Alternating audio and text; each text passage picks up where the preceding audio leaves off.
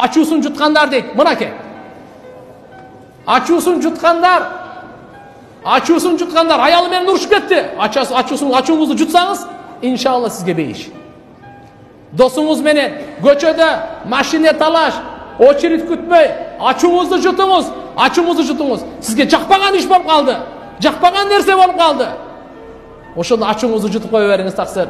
Алла жүрөгүңүздөн хикматтын булагын чыгарат.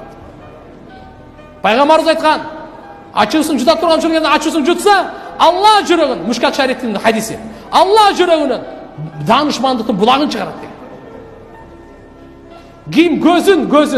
Ким көзүн арам нерсе, намахрамдан сактаса, Алла ибадаттын лаззатын насип кылат дейт. Сажда кылат, башы көтөргүсү каалабайт. Рүкү кылат, рүкөдөн тургусу каалабайт. Намазды баштайт, намазды бүтүргөндө каалабайт. Качан? Көздү сактаса. Качан көздү сактаса? Намахрамды көрдү, көздү сактады. Ошол момент күнөөсү барды, кечирилди дейт. Аллах